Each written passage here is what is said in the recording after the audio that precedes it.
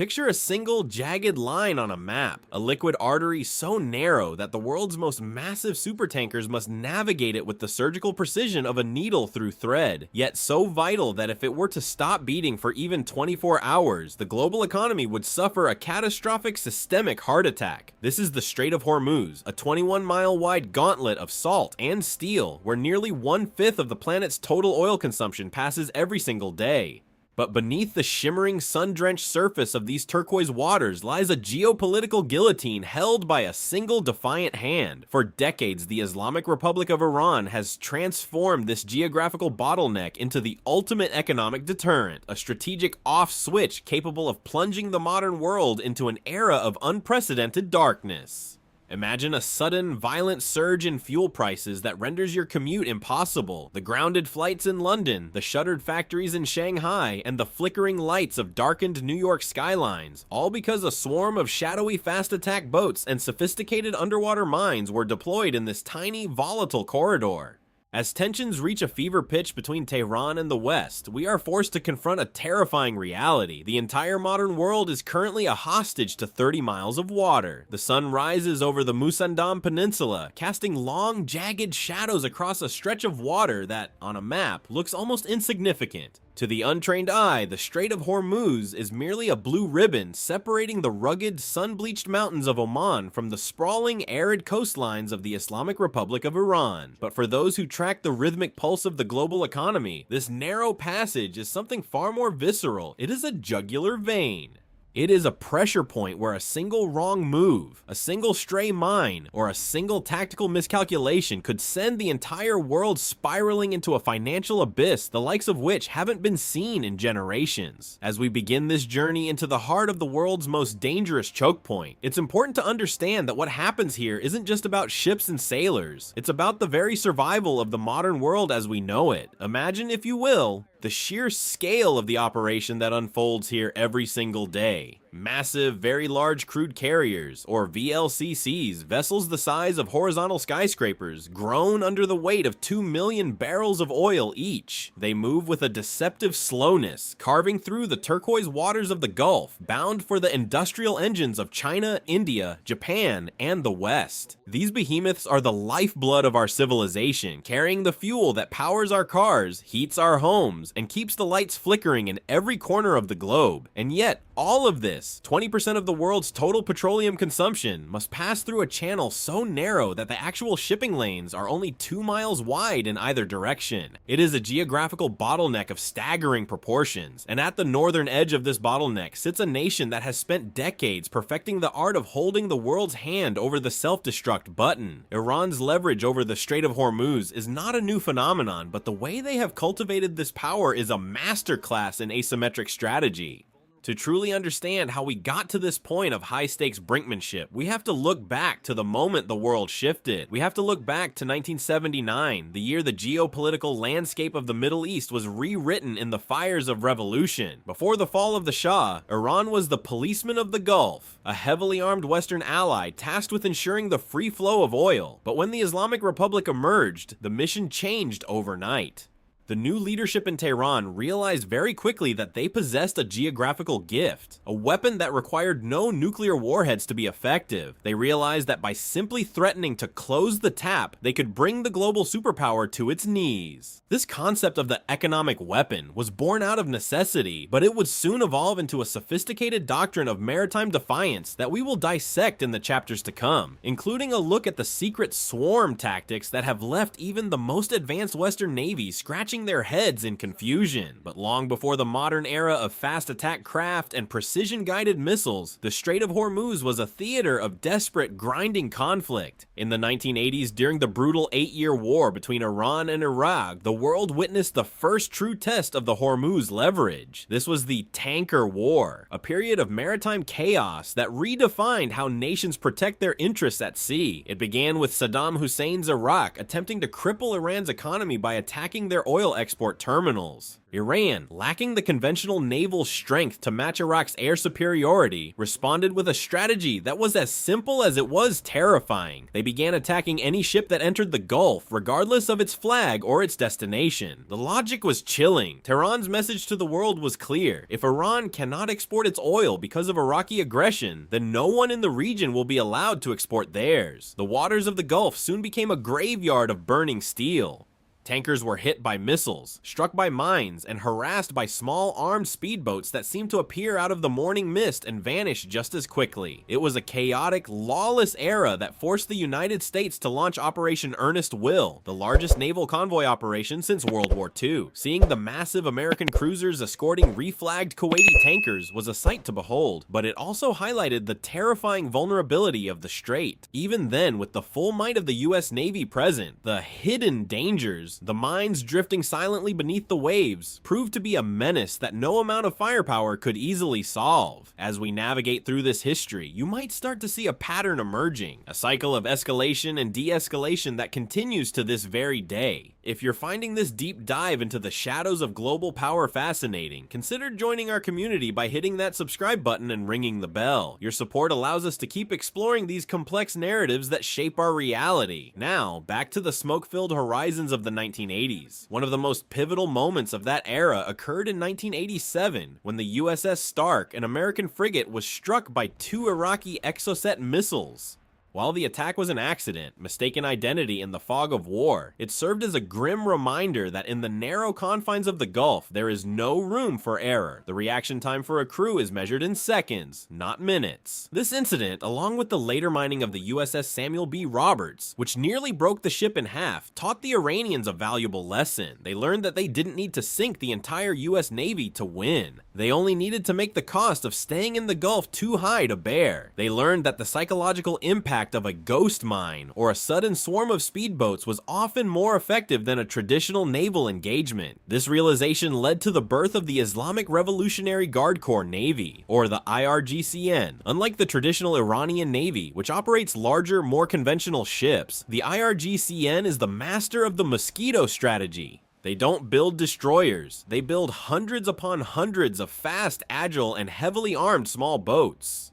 To the commanders in Tehran, the Strait of Hormuz isn't a place for a fair fight, it's a place for an ambush. They have spent the last 30 years turning the northern shore of the strait into a fortress, honeycombed with coastal missile batteries, hidden submarine pens, and vast warehouses filled with the very latest in sea mine technology. But why does this matter so much right now? Why is the tension in the strait at an all-time high? The answer lies in the delicate balance of strategic ambiguity. Iran knows that actually closing the strait would be an act of war, one that would likely result in the total destruction of their conventional military by a coalition of Western and regional powers. However, they also know that the threat of closing the strait is a powerful diplomatic tool. By conducting drills that simulate the mining of the channel, or by seizing a foreign flag tanker under the guise of maritime law violations, they remind the world of the fragility of the global supply chain. They are essentially saying, the world economy is a hostage, and we are the ones with the key to the cell. This brings us to the geography itself, which is perhaps Iran's greatest ally. The strait is shaped like an inverted V. At its narrowest point, the shipping lanes pass through what are technically Omani and Iranian territorial waters. While international law provides for transit passage, allowing ships to move through these waters for the purpose of continuous and expeditious navigation, Iran has its own interpretation of these rules. They argue that if they feel threatened, they have the right to control who enters their sphere of influence. This creates a legal and military gray zone where every transit is a calculated risk. Think about the captain of a VLCC entering the strait today.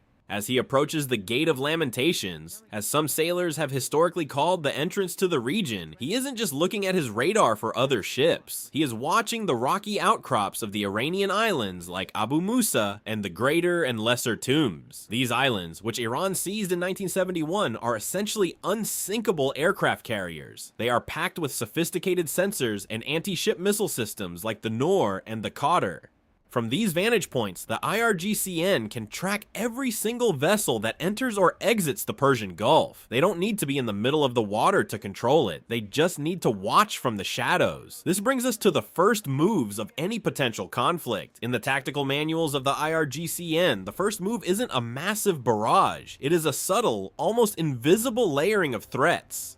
It starts with the shadowing. Iranian fast boats will pull alongside a multi-billion-dollar tanker coming within yards of its hull, their crews visible and often armed with shoulder-fired missiles. It is a game of chicken played with 300,000-ton ships. The goal isn't to start a fight, not yet. The goal is to signal presence, to show the world that the policeman is still there, but this time, he's not on your side. But what happens when the signaling stops and the action begins? This is where the story takes a darker turn. In recent years, we have seen the emergence of limpet mines, small magnetic explosives that can be attached to the hull of a ship by divers or underwater drones. In 2019, several tankers were damaged in the Gulf of Oman, just outside the strait, by these very devices. No one claimed responsibility, but the message was received loud and clear, even outside the narrowest part of the bottleneck: no one is safe. The economic weapon was being tested in real time, and the world's markets reacted exactly as Tehran expected. Oil prices spiked, insurance premiums for shipping skyrocketed, and the shadow of war loomed large over the horizon. As we look at the historical context, it's clear that Iran's strategy has been one of long-term patience. They have watched the US Navy's movements for decades, learning their patterns, their communication styles, and their weaknesses. They have developed a doctrine of anti-access area denial, or A2AD, specifically designed for the unique terrain of the Strait of Hormuz. They know that in a wide open ocean, they would lose, but in a narrow corridor, where the enemy's billion-dollar destroyers have no room to maneuver, the advantage shifts back to the one who knows the terrain best. Later in this series, we will explore the specific doomsday scenario, the actual step-by-step process Iran would use to attempt a full closure of the strait, and how the world would try to stop them. But for now, we must understand the beginning, the foundational belief in Tehran that the strait is their sovereign property, and the world's dependence on it is their greatest insurance policy. This is not just a military standoff, it is a psychological war where the stakes are the very stability of the global order. When the sun sets over the Strait of Hormuz, the lights of the tankers continue to flicker like a slow-moving constellation. Each one is a gamble. Each one is a testament to a world that cannot survive without the oil of the Middle East, and a nation that has learned how to turn that survival into a bargaining chip. The first moves have been made over the course of 40 years, and the board is now set for a confrontation that no one wants, but everyone is preparing for. The question isn't just about who controls the water, but who controls the fear that the water inspires. In the next part, we will dive deeper into the invisible arsenal of the IRGCN, the mines and drones that represent the next evolution of this ancient conflict, and we will see how a single spark in this dry, salty air could ignite a fire that would burn through the global economy in a matter of hours. The jugular vein is exposed, and the blade is never far away. This is the reality of the Strait of Hormuz, a place where geography, history, and raw power collide in a narrative that is still being written, one wave at a time. The complexity of this region is often overshadowed by the headlines of the day, but the historical weight of the strait is what gives those headlines their power. From the ancient trade routes of the Portuguese and the British to the modern-day tanker war, the strait has always been a prize to be won and a threat to be managed. The Iranian leadership knows this history better than anyone. They see themselves as the rightful heirs to the Persian Empire's maritime legacy, and they view the presence of foreign navies in their lake as a temporary historical anomaly. This sense of historical grievance, combined with a very modern understanding of economic interconnectedness, makes for a volatile mix. As we conclude this first chapter of the story, think about the sheer audacity of the strategy. A nation under heavy sanctions, isolated from much of the global financial system, has managed to maintain a position of extreme relevance simply by sitting on the right piece of land. They have turned a geographical bottleneck into a geopolitical shield. Every time a new round of sanctions is proposed, every time a political leader in the West speaks of regime change, the answer from Tehran remains the same. Remember the Strait. It is the ultimate deterrent, a dead man's switch that ensures that no matter how much pressure is applied to the Islamic Republic, they will always have the ability to inflict an equal, if not greater, amount of pain on the rest of the world. In the coming chapters, the narrative will shift from the historical why to the technical how. We will look at the pulse of the IRGCN's operations, the secret bunkers carved into the cliffs of the Iranian coast, and the high-tech sensors that monitor every vibration in the water. We will explore the swarm in detail, not just as a military tactic, but as a philosophy of defiance. But always, we must keep in mind this beginning, the silent, narrow waters of Hormuz, where the world's wealth flows through a needle's eye, and the person holding the needle knows exactly how much power they possess. The story of the Strait is the story of our modern world, fragile, dependent, and constantly on the edge of a disruption that could change everything. And as the tankers keep moving and the fast boats keep watching, the world holds its breath, waiting to see what the next move will be in this high-stakes game of shadows and steel. Iran's leverage over the Strait of Hormuz is not a new phenomenon, but the way they have refined this leverage into a razor-sharp instrument of geopolitical blackmail is nothing short of masterly.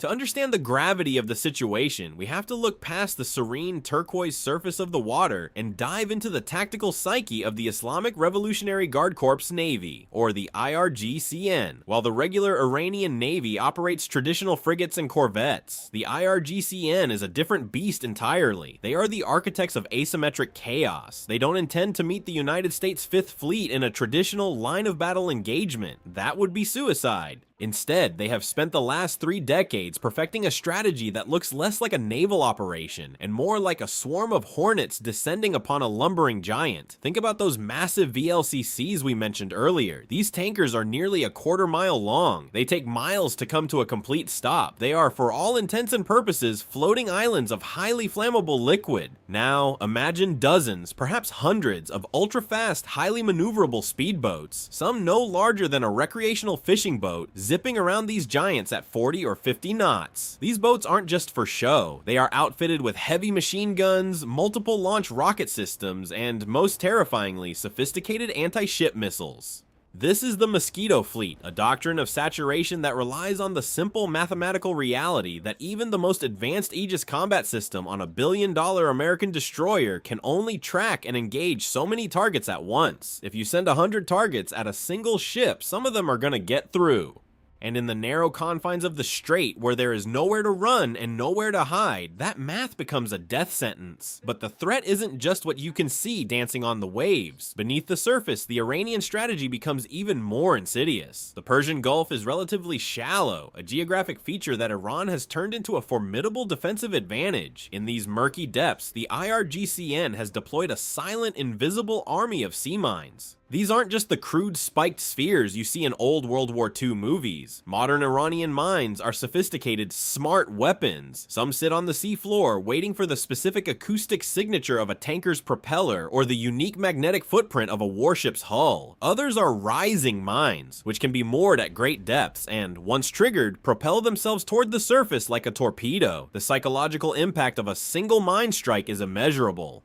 The moment a hull is breached and the black gold begins to spill into the Strait, the global shipping insurance market, centered in the hallowed halls of Lloyd's of London, would essentially go into cardiac arrest. Rates would skyrocket, ships would be ordered to drop anchor in safe ports, and the rhythmic flow of energy that sustains modern life would simply grind to a halt. As we peel back the layers of this tactical onion, we find that Iran's control isn't just about the hardware, it's about the geography they have occupied and fortified. Scattered throughout the Strait are several key islands, Abu Musa and the Greater and Lesser Tums. These aren't just rocky outcroppings, they are unsinkable aircraft carriers. Iran has spent years turning these islands into fortresses, bristling with long-range coastal defense cruise missiles like the Noor and the Qadr, which are based on highly effective Chinese designs. From these vantage points, Iranian crews can look through high-powered optics and see the whites of the eyes of the sailors passing through the international shipping lanes. They have high-frequency radar stations that can track every movement from the Gulf of Oman all the way to the heart of the Persian Gulf.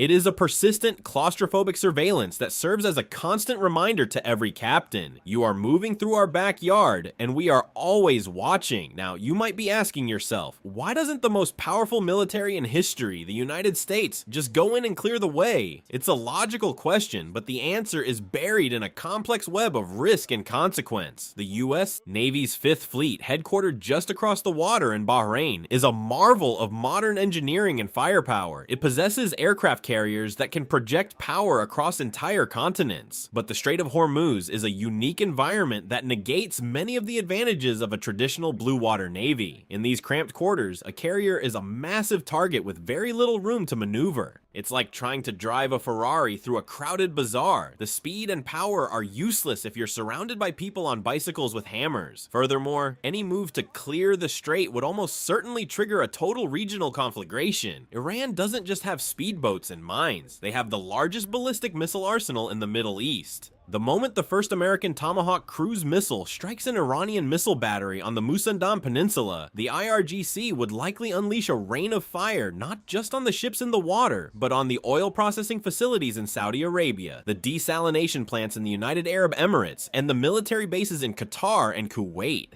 The world isn't just looking at a spike in oil prices, it's looking at the potential destruction of the entire energy infrastructure of the Middle East. This is the doomsday scenario that keeps planners at the Pentagon and the Ministry of Defense awake at night. It is a game of high-stakes chicken where the losers aren't just the combatants, but every person on Earth who relies on a stable global economy. This tension creates a strange predatory dance that plays out every day. You have American destroyers escorting British-flagged tankers, while Iranian speedboats buzz within yards of their bows, filming the encounters for propaganda purposes. It's a theater of the absurd where the smallest spark, a misunderstood radio transmission, a collision between two vessels in the dark, or a nervous young sailor pulling a trigger could be the catalyst for a global catastrophe. We've seen how close we can get to the edge. Think back to the summer of 2019, when a series of mysterious explosions rocked tankers in the Gulf of Oman, and Iran shot down a high-altitude US Global Hawk drone. The world held its breath as the US prepared for a retaliatory strike, only for it to be called off at the 11th hour. That moment perfectly illustrated the fragility of the peace in the strait, and while the physical weapons are daunting, there is a digital front to this war that is just as critical.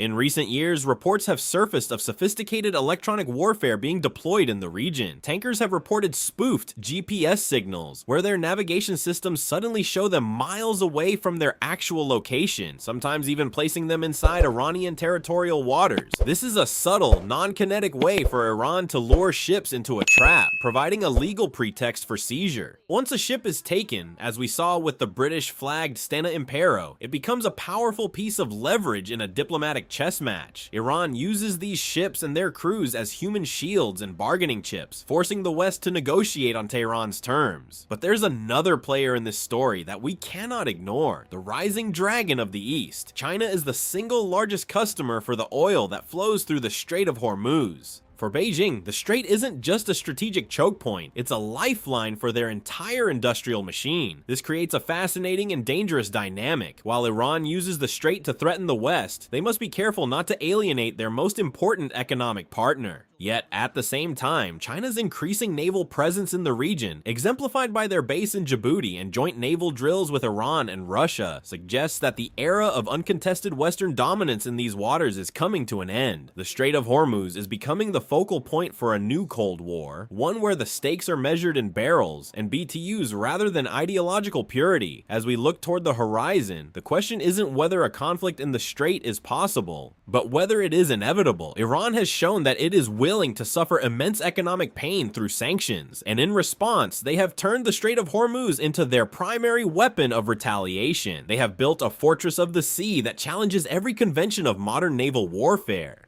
They have mapped the sea floor, they have sighted their guns, and they have trained their crews for the day the order comes to close the gates. The sheer complexity of the Hormuz dilemma is staggering. It involves centuries of Persian history, the evolution of asymmetric military doctrine, and the cold, hard reality of global energy dependence. It is a story of how a narrow strip of water became the most guarded, most contested, and most dangerous square mileage on the face of the earth. But to truly understand how we got here and where we might be going, we have to look closer at the men who pull the triggers, the technology that hides beneath the waves, and the secret pipelines being built across the desert in a desperate attempt to bypass this very choke point.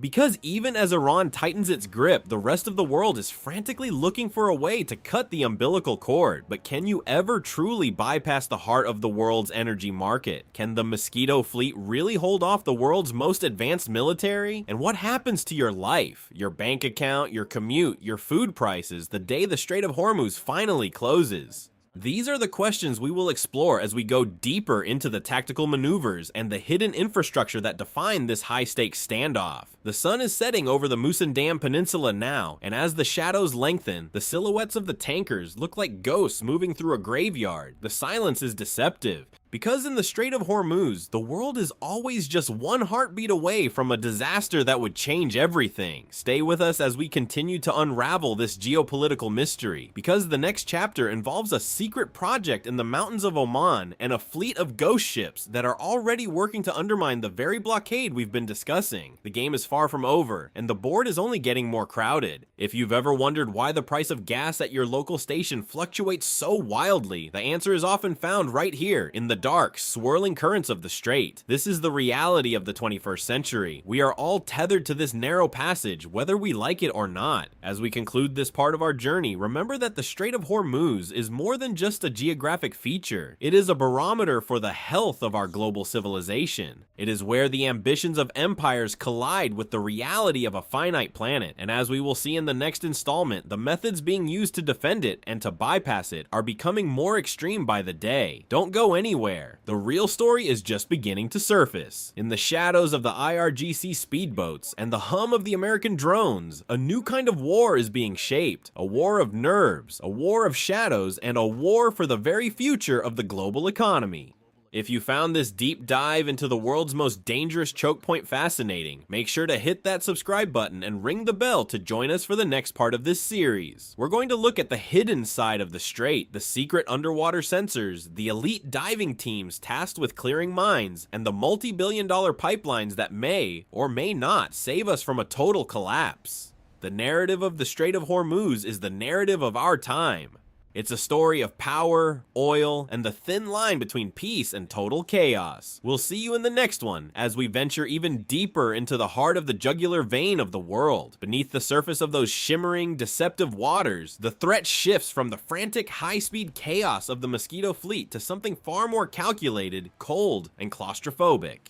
If the speedboats are the IRGCN's teeth, then their subsurface assets are the silent, crushing grip of a deep-sea predator. To truly understand why military planners in the Pentagon and at Whitehall lose sleep over the Strait of Hormuz, you have to stop looking at the horizon and start looking into the abyss. Iran's underwater strategy isn't about traditional naval dominance. It's about making the water itself an uninhabitable, lethal environment for any vessel that dares to challenge their sovereignty. At the heart of this silent war are the midget submarines, specifically the Gadir class. These are not the gargantuan nuclear-powered behemoths that the United States or Russia deploy. They are small, cramped, and incredibly difficult to detect in the noisy, shallow, and thermally complex waters of the strait, in the acoustic chaos of one of the world's busiest shipping lanes, where the constant thrum of massive propellers from hundreds of tankers creates a literal wall of noise. A Gadir-class submarine can essentially vanish. It can sit on the sandy floor of the Persian Gulf, silent and cold, powered down, waiting for days. It becomes nothing more than a rock on a sonar screen. And then, when the moment is right, it releases a wake-homing torpedo or a high-precision cruise missile from a depth that gives a surface target almost zero reaction time. But even the submarines are a secondary concern compared to the most terrifying weapon in the Iranian arsenal, the sea mine. This is the weapon that represents the ultimate equalizer in asymmetric naval warfare. In the late 1980s, during the tanker war, it took only a single primitive Iranian mine to nearly sink the USS Samuel B. Roberts, a billion-dollar guided missile frigate. Today, that technology has evolved from simple contact spheres into smart mines, sophisticated bottom-dwelling predators that can be programmed to ignore small fishing vessels or even escorting destroyers, only to activate when they sense the unique acoustic signature or magnetic footprint of a specific target, like a massive VLCC carrying 2 million barrels of crude oil. Imagine the psychological toll on a crew navigating these waters. You are sailing through a corridor only 21 miles wide, knowing that at any second, 1,000 pounds of high explosives could erupt from the seabed beneath you, shattering the spine of your ship and plunging the global economy into a tailspin. There is no defense against a mine you cannot see and cannot predict. The mere suggestion that Iran has salted the strait with mines would be enough to bring all commercial traffic to a grinding halt. No insurance company on Earth would cover a vessel entering a verified minefield, and without insurance, the tankers simply stop moving. This is how you win a war without ever firing a shot, by making the cost of entry too high for the world to pay. As the sun begins to dip below the jagged limestone peaks of the Musandam Peninsula, the tension in the strait doesn't dissipate. It thickens, like the humid, salt-heavy air that clings to everything in this region. This is the moment where the escalation moves from the tactical to the existential. While the world watches the water, the real hammer is being cocked back on the shore. Hidden within the rugged, unforgiving mountains that line the Iranian coast are the missile cities. These are sprawling, underground complexes carved deep into the rock, hardened against even the most powerful bunker-busting munitions in the American inventory. Inside these subterranean labyrinths, thousands of anti-ship cruise missiles, the Noor, the Qadir, the Ghadir, and the terrifyingly fast Khalij Far's anti-ship ballistic missile, are prepped and ready on mobile launchers. Iran doesn't need to control the water if they can control the sky above it. The geography of the strait is a gift to a defender. The high ground belongs to Iran. From these coastal batteries, they can saturate the narrow shipping lanes with layers of fire that would overwhelm even the most advanced Aegis combat system. If a swarm of 50 missiles is launched simultaneously from 20 different hidden locations, the math of survival becomes a grim lottery. Some will be intercepted, yes, but in the Strait of Hormuz, some isn't good enough. One hit on a carrier's flight deck, or one hit on a tanker's engine room, and the entire mission changes from protection to catastrophe. This is the turning point of the escalation, where the mosquito fleet, the silent mines, and the mountain batteries converge into a single unified doctrine of total access denial. The IRGC isn't just preparing for a skirmish, they are preparing for the end of the world as we know it. They know that the United States Fifth Fleet is the most powerful maritime force in history, but they also know that the Fifth Fleet is operating in a literal bathtub. The very advantages that make the US Navy dominant in the open ocean, their long-range sensors, their massive carrier strike groups, their ability to project power across thousands of miles, become liabilities in the cramped, congested confines of the strait. There is no room to maneuver. There is no over the horizon when the enemy is 5 miles away behind a rocky outcrop. This is a knife fight in a phone booth, and the IRGC has been practicing with the knife for 40 years. But what would actually trigger the 0 hour? What is the spark that turns this Cold War posturing into a hot war apocalypse? It might not be a grand declaration of war. In fact, it's more likely to be a mistake. A nervous commander on an Iranian patrol boat, a technical glitch on a US destroyer, or a misinterpreted signal in the middle of a high-stakes game of chicken. We've seen it happen before. We've seen the seizure of the Stena Impero, the drone strikes on Abqaiq, and the harassment of US vessels that happens on a near-weekly basis. Each of these events is a test, a way for Iran to probe the resolve of the West, to see how far they can push before the elastic snaps. But every time they push, the tension doesn't reset, it builds. The escalation ladder is being climbed, rung by rung, and we are nearing the top. Imagine a scenario where a series of escalating sanctions or a breakdown in regional diplomacy pushes Tehran to the brink. They feel the walls closing in, their economy stifled, their regime survival threatened. In their eyes, the Strait of Hormuz isn't just a trade route, it is their kill switch. If they are going to go down, they are going to take the global economy with them. The order is given. Within minutes, the Mosquito fleet surges from hidden bases in Bandar Abbas and the island of Qeshm. GPS signals across the region begin to flicker and die as Iranian electronic warfare units jam the frequencies, turning the strait into a navigational fog. Tanker captains suddenly find their screens showing them miles off course, heading straight for the jagged rocks, or worse, into Iranian territorial waters where the IRGC is waiting to board them. This electronic fog is perhaps the most insidious part of the escalation. In a world that runs on data and precision, the loss of situational awareness is a death sentence. As the first reports of ship seizures or unknown explosions hit the news wires in London, New York, and Tokyo, the global reaction would be instantaneous and visceral. This is the moment the economic weapon truly fires. We are talking about 21 million barrels of oil every single day. To put that in perspective, that is roughly 1/5 of the world's total oil consumption. If the strait is blocked, there is no plan B. There are pipelines that bypass the strait through Saudi Arabia and the UAE, but their capacity is a mere fraction of what is needed. The world's reserve supplies would last weeks, maybe a few months, but the markets wouldn't wait for the tanks to run dry. Within hours, the price of Brent crude would likely double, then triple.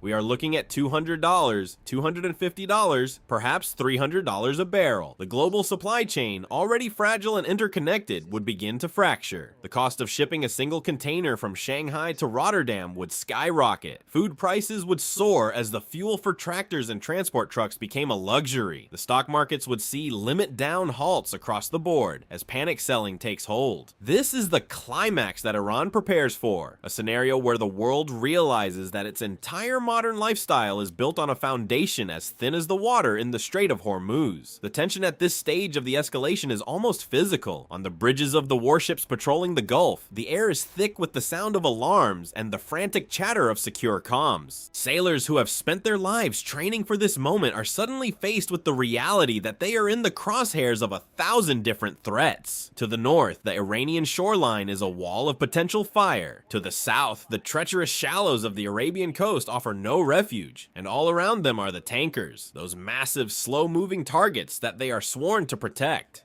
The American strategy has always been freedom of navigation, but how do you maintain freedom when the very environment has been weaponized against you? The dilemma for the West at this point is impossible. If they do nothing, the global economy collapses and their credibility is shredded. If they retaliate, they risk a full-scale regional war that could draw in every power from Israel to China, potentially leading to a conflict that makes the Iraq War look like a minor skirmish. This is the checkmate Iran has been setting up for decades. They don't have to win a war against the United States in the traditional sense. They don't have to sink the entire Fifth Fleet. They only have to make the cost of victory so high that the West decides it's not worth it. They are betting on the fact that the modern world is addicted to stability, and that it has no stomach for the kind of prolonged, bloody, and economically ruinous conflict that a battle for the strait would entail. They are playing a game of chicken with the entire planet, and as we reach this peak of escalation, the world is beginning to blink. The IRGC knows that the mere threat of closure is often more powerful than the closure itself. It is a psychological guillotine hanging over the neck of the global energy market. Every time an Iranian official mentions closing the strait, the price of oil ticks up. Every time they conduct a massive naval exercise, insurance premiums for tankers rise. It is a constant low-level war of nerves that ensures Iran remains at the center of every geopolitical conversation. They have mastered the art of hybrid warfare, blending conventional military threats with economic sabotage, cyber warfare, and psychological operations. And as we move closer to the potential for a real, kinetic conflict, the masks are starting to come off. The rhetoric from Tehran is no longer about defensive measures. It is about crushing responses. They are preparing their population for the sacred defense, framing any coming conflict as an existential struggle against global arrogance. In this state of hyper-escalation, the Strait of Hormuz becomes more than just a geographic choke point. It becomes a theater of the absurd, where a billion-dollar destroyer can be held at bay by a man in a speedboat with a RPG, and where a single smart mind can hold the global economy hostage. The turning point isn't a single day on a calendar. It's the moment the world collectively realizes that the old rules of naval engagement no longer apply.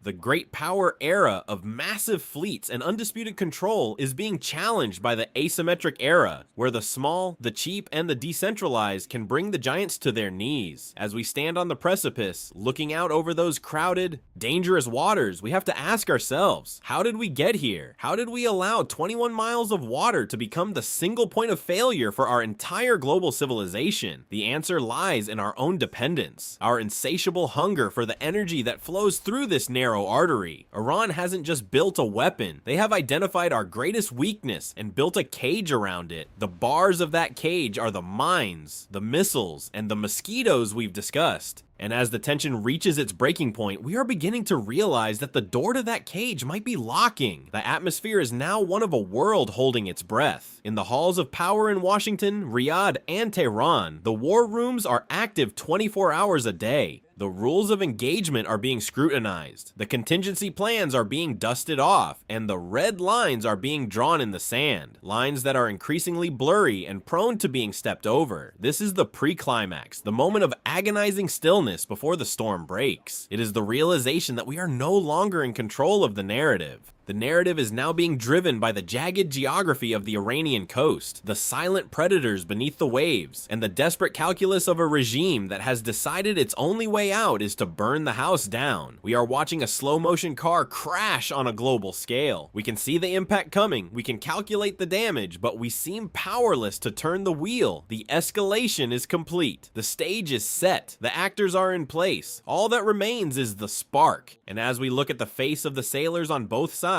young men and women who will be the first to bleed if that spark is struck, the true human cost of this geopolitical game begins to sink in. This isn't just about oil prices or stock market indices. It's about the potential for a tragedy that would scar the world for generations. It's about the realization that our modern high-tech world is still beholden to the ancient laws of geography and the primal instincts of survival and dominance. The Strait of Hormuz is no longer just a place on a map. It is a symbol of our collective vulnerability. It is the place where the end of history meets the reality of geopolitical hardball. As we prepare for the final chapter of this story, we must confront the possibility that there may be no clean exit, no easy solution, and no way to avoid the collision that has been decades in the making. The economic weapon is loaded, aimed, and the finger is on the trigger.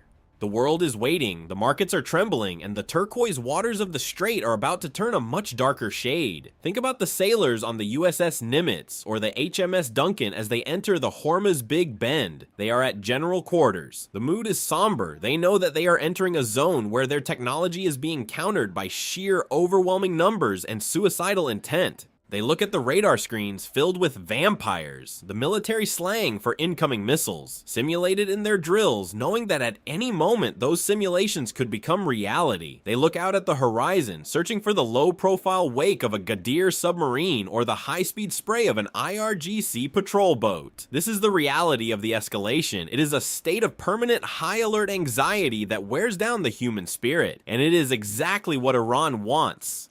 They want the West to be exhausted, to be nervous, to be constantly second-guessing their presence in the Gulf. But as the pressure reaches a fever pitch, we have to look past the military hardware and into the soul of the conflict. This is a story of a nation that feels besieged and has decided to weaponize the world's greatest necessity. It is a story of a global order that is struggling to maintain its grip on a region that is increasingly defiant.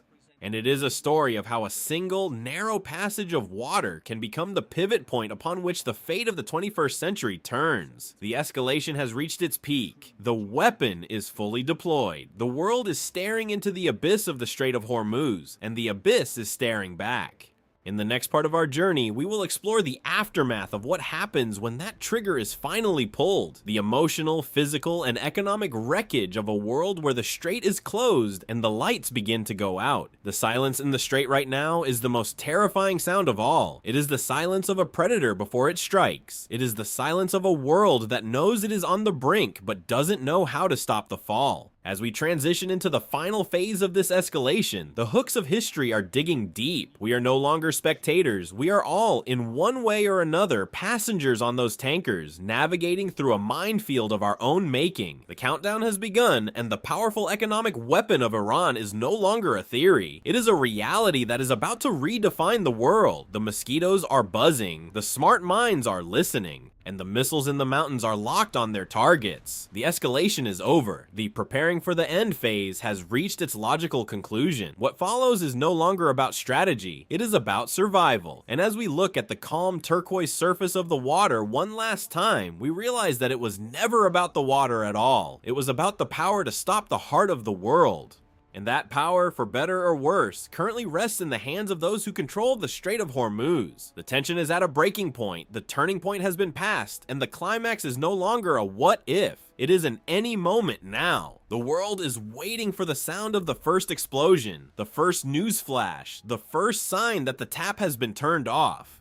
And in that waiting, there is a profound, haunting realization. We are all living in the shadow of the strait. Every barrel of oil that passes through here is a heartbeat in the global economy, and the IRGC has its hand on the pulse. They can feel the world's desperation. They can feel the fear in the markets, and they are using that fear as a shield. As we prepare for the emotional conclusion of this saga, we must understand that there are no good guys or bad guys in this scenario. There are only interests, geography, and the brutal reality of power. The Strait of Hormuz is the ultimate proving ground for the 21st century, and we are all about to find out just how much pressure the global system can take before it finally, catastrophically, breaks. The sun has set over the Musandam Peninsula.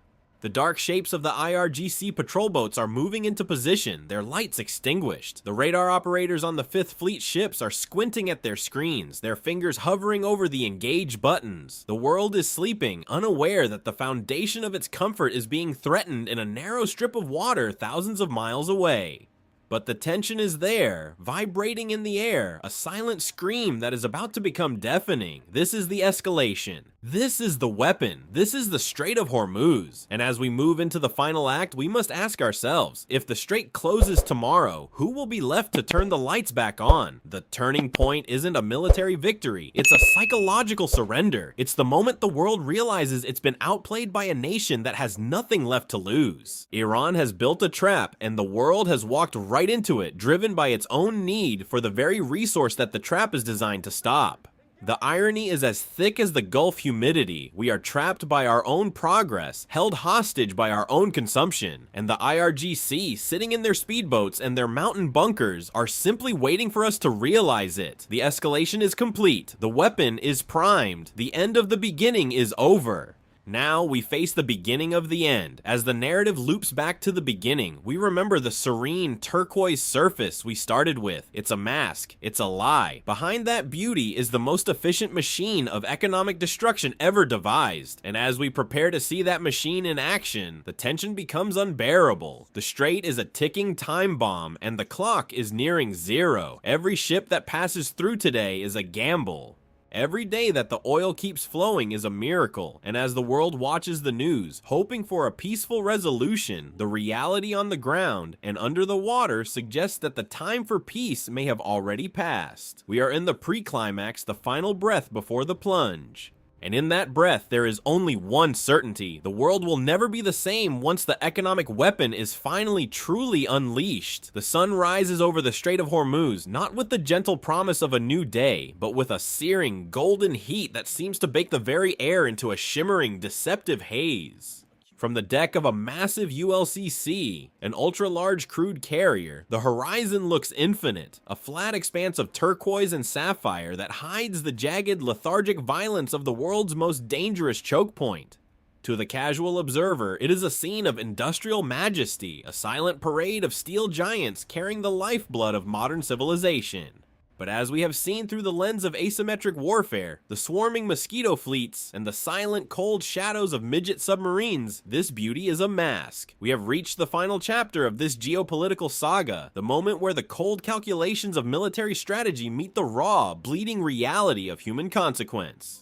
This is the conclusion of our descent into the strait, and it is here that we must confront the ultimate question. What happens to the world when the jugular is finally severed? To understand the emotional weight of this region, one must first understand the concept of the 0 hour. In the darkened command centers from Tehran to Washington, and from Riyadh to Beijing, there are men and women who spend every waking hour rehearsing for a day they hope will never come. They live in a perpetual state of almost at war, almost at peace. The tension is a physical weight, a pressure in the ears like the crushing depths of the Persian Gulf itself. When we talk about Iran's economic weapon, we often get lost in the statistics. The 21 million barrels of oil per day, the 20% of global liquid natural gas, the trillions of dollars in market capitalization, but those numbers are abstractions. The reality is found in the flickering lights of a hospital in a developing nation that can no longer afford the fuel for its generators. It is found in the panic of a parent who realizes that the just-in-time supply chain for their child's life-saving medication has collapsed because a single sea mine, costing no more than a mid-sized sedan, has turned the world's most vital waterway into a graveyard. Imagine for a moment the silence that would follow the first true closure of the strait. It wouldn't begin with a mushroom cloud or a massive naval bombardment. It would begin with a whisper on a radio frequency, a frantic distress call from a Panamanian flag tanker, followed by the sudden, sickening realization on the floor of the New York Stock Exchange that the flow has stopped. The emotional resonance of this conflict isn't just about the soldiers in the foxholes or the sailors on the frigates. It is about the global fragility that binds us all to these 21 miles of water. We are all, in a sense, citizens of the Strait of Hormuz. Every time you flip a light switch, every time you buy a piece of fruit that was flown across an ocean, every time you fill your tank to drive to work, you are participating in a silent contract guaranteed by the uneasy peace in these waters. Iran knows this. They don't need to win a war against the United States Navy in a traditional sense. They only need to break that contract.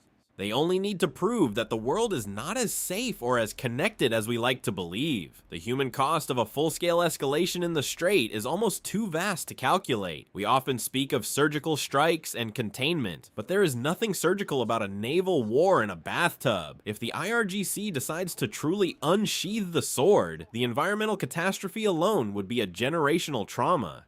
The Persian Gulf is a shallow, enclosed body of water with a slow rate of exchange with the open ocean. A dozen ruptured tankers would create an ecological dead zone that would destroy the fishing industries and the desalination plants that provide drinking water to millions of people in the Gulf states. The irony is bitter. In an attempt to protect their sovereignty or exert their power, the players in this game risk poisoning the very cradle of their civilizations. The emotional finale of this story is not a victory parade. It is the sight of a black tide washing up on the white sands of a region that has already seen too much blood spilled for the sake of the black gold beneath its feet. But let's look deeper, past the oil and the politics, into the eyes of the young men who operate the weapons we've described. Consider the 19-year-old on an Iranian fast attack craft, a boat that is little more than a fiberglass hull strapped to two massive outboard engines and a rack of missiles. He is told he is a guardian of his faith and his nation, a David standing against a global Goliath. He is trained to believe that his life is a secondary concern to the mission of closing the gates. On the other side, consider the sonar technician on a U.S. Arleigh Burke-class destroyer.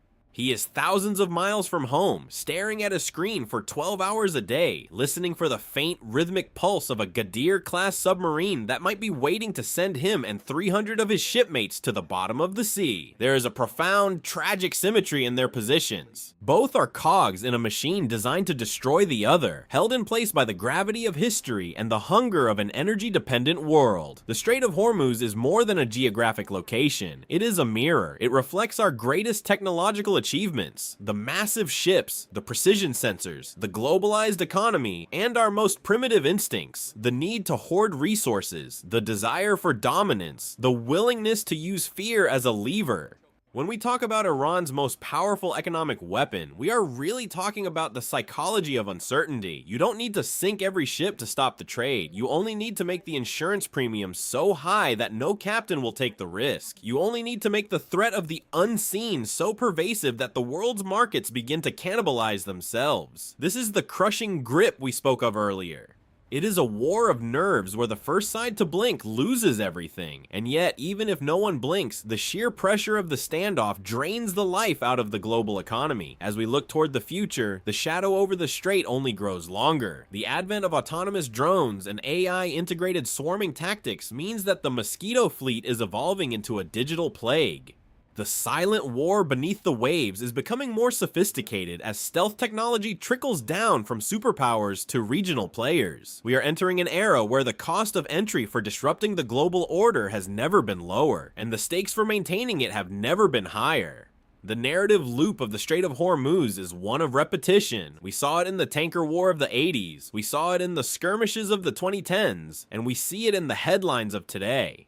It is a cycle of provocation and posturing that masks a deeper, more existential dread. The realization that our modern world is built upon a foundation of incredible fragility. The emotional resonance of this realization is what keeps the planners at the Pentagon and Whitehall awake. It is the understanding that a single mistake, a single miscommunication between a speedboat captain and a destroyer commander could trigger a cascade of events that no one can control. It is the butterfly effect written in fire and steel. A shot fired in the Strait of Hormuz doesn't just echo through the rocky cliffs of the Musandam Peninsula, it vibrates through the halls of power in London, the boardrooms of Tokyo, and the living rooms of every family wondering why their grocery bill has suddenly doubled. We are all connected by this thread of blue water, and that connection is both our greatest strength and our most profound vulnerability. There is a certain haunting beauty to the strait at night. The lights of the distant tankers look like fallen stars, slowly drifting across the dark void. It is a moment of peace that feels stolen, a temporary reprieve from the grinding gears of geopolitics. In this quiet, one can almost forget the mines drifting just below the surface or the submarines resting on the silty floor. One can forget the missiles aimed at the horizon and the drones circling in the upper atmosphere. But the silence is a lie. The strait is never truly quiet. It is always humming with the vibration of engines and the silent signals of electronic warfare. It is a place where history is not something that happened in the past, but something that is being actively contested in every passing second. As we conclude this exploration of Iran's most powerful economic weapon, we must acknowledge that there are no easy answers. There is no simple military solution to a problem that is fundamentally rooted in the geography of the Earth and the energy needs of its inhabitants. The weapon is not just the missiles or the mines. The weapon is the strait itself. As long as the world remains addicted to the resources that flow through this needle's eye, the hand that holds the thread will always have the power to pull it tight. We are living in the shadow of a geographic fluke that has become a geopolitical nightmare. The human story of the Strait of Hormuz is one of endurance. It is the endurance of the sailors who brave these waters, the endurance of the people living on its shores under the constant threat of conflict, and the endurance of a global system that somehow, despite the odds, continues to function. But endurance has its limits. The tension can only be wound so tight before the spring snaps. And that, perhaps, is the most gripping part of this entire saga. The knowledge that we are all waiting for a moment that may never come, yet could arrive at any second. In the end, the Strait of Hormuz remains a testament to the fact that for all our talk of cyberspace and the digital frontier, the physical world still matters. Geography is destiny. The tilt of a coastline, the depth of a channel, and the proximity of an island can still dictate the fate of empires. Iran's strategy is a masterclass in using what you have to challenge what you don't. They have turned their backyard into a fortress and a trap, a place where the mighty are made weak and the small are made lethal. It is a narrative of defiance that resonates far beyond the Middle East, touching every corner of our interconnected world. As the sun sets over the strait, casting long, bloody shadows across the water, we are reminded that the story of this place is far from over. It is a story that is being written in real time, with every transit of a tanker and every patrol of a frigate. It is a story of power, of fear, and of the incredible, terrifying importance of 21 miles of sea. If you have found yourself captivated by the intricate dance of shadows and steel in these waters, you are not alone. The world is watching, waiting, and hoping that the 0 hour remains a ghost in the machine, a nightmare that never wakes.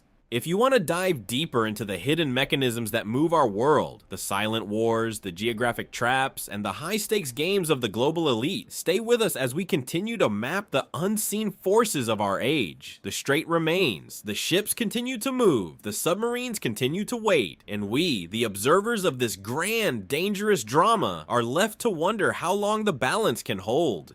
The economic weapon is cocked and loaded, held by a hand that has proven it is not afraid to tremble. It is a finale without a final act, a conclusion that is merely a prelude to the next cycle of tension. The water of the strait is deep, dark, and full of secrets. And the most dangerous secret of all is just how much we all have to lose if the silence ever truly breaks. The ripples from this place reach your doorstep, whether you realize it or not.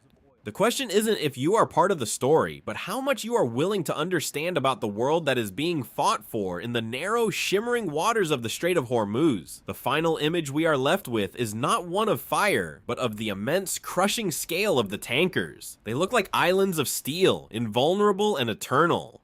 But from the perspective of a Gadir submarine or a swarming fast boat, they are merely slow-moving targets, fragile containers of the world's most precious and volatile liquid. This is the ultimate asymmetry, the realization that the largest objects ever built by human hands can be humbled by the smallest. It is a lesson in humility, a lesson in strategy, and a haunting reminder that in the game of global power, the smallest crack in the foundation can bring the entire edifice tumbling down. As the stars come out over the Gulf, the Strait of Hormuz remains what it has always been, a gateway, a grave, and the most powerful lever on the face of the earth. The emotional resonance of this finale lies in the recognition of our collective vulnerability.